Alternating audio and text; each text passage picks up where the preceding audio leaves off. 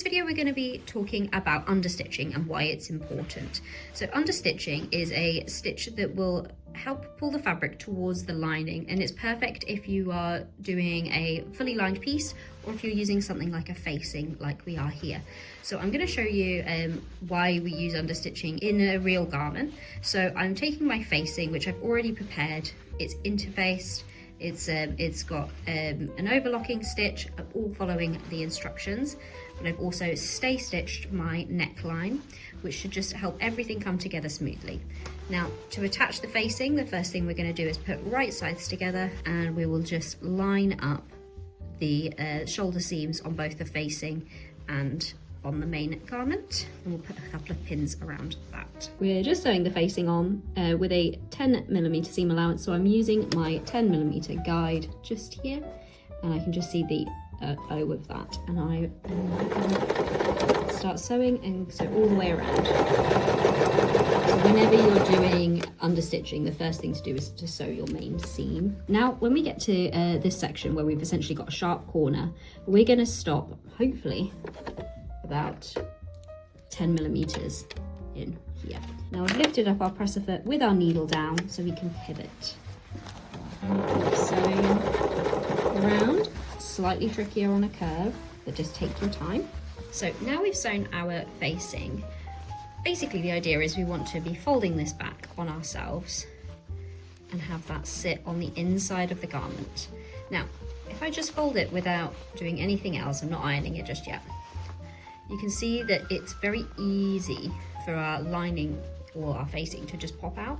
So the reason we're going to be doing an understitch line is to hold our seam allowance here on the side of the facing, so that when we press this round, it will sit really cleanly, and we'll just have a line of stitching on the inside here, and we'll press that in.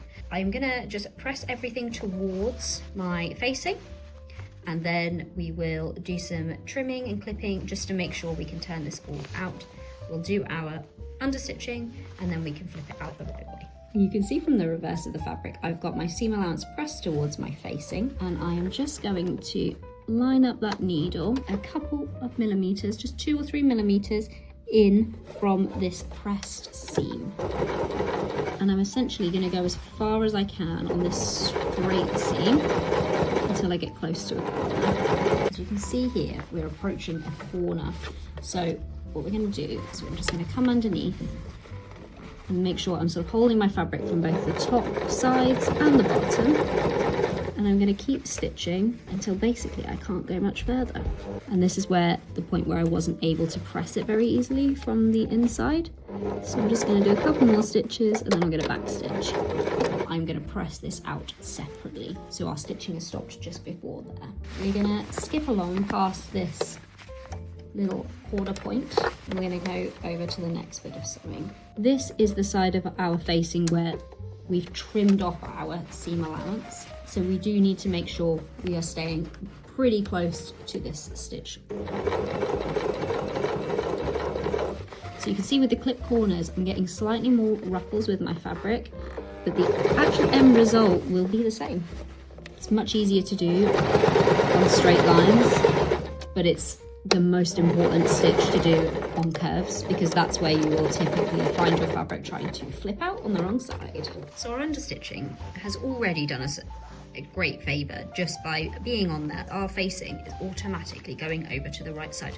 So remember, when we were pressing our seam, we actually were pressing it flat with the seam allowance towards the facing, but automatically this understitching has meant that we have quite a nice clean finish already. But now, the bit that gets a bit trickier is on our curves. So as you can see, we're a little bit roughly, but we just need to take our time folding our fabric round and just giving this all a good press. That's it from the right side of the fabric, and this is it from the wrong side of the fabric. So you can see our understitching is holding that all in place. We haven't got any on our corner here, but that's fine. That's still got a nice sharp corner from where we've trimmed.